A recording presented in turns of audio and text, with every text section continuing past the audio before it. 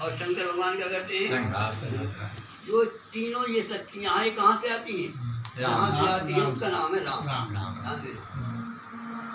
गोस्वामी के सब हेतु कृषाण भान हिमकर। और फिर क्या है? क्या है राम? विधि हरि हरमय वेद प्राण, वेदों का और ब्रह्मा विष्णु महेश का प्राण है। प्राण सारी सृष्टि को समेट लिया। जैसे भगवान कहते हैं मैं ही सूर्य हूँ, मैं ही चंद्र हूँ, मैं हूँ पाताल हूँ, मैं सब मैं। हम जिस आपको राम कहते हैं, हंसी हंसी में राम कह लेते हैं, लेकिन राम क्या है ये जान। राम जो है वो विराट सारी सृष्टि का हेतु है, अर्थात जिससे सारा संसार उत्पन्न हो रहा है, जिसमें रह रहा है और जिसमें लय होता है, उसका नाम हेतु कृषाण विधि हरि हरमय वेद प्राण अगुण अनुपम गुण निधान सो। अगुण मतलब गुणातीत है,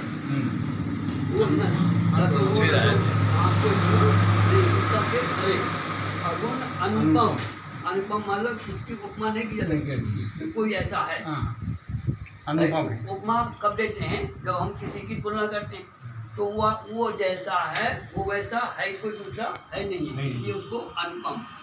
अनुपम गुण निधान, गुणों का भंडार है। तो क्या है फिर? विधि हरिहर में वेद प्रांशों अगुण अनुपम। और क्या वो महामंत्र, ये जो है राम जो है महामंत्र जपन क्या है? महामंत्र अनुपम महामंत्र सोई जपत महेश। ये है, देखिए भगवान शंकर किसका जाप करते हैं? उस राम का जाप करते हैं महामंत्र, जिससे वो स्वयं उत्पन्न हुए।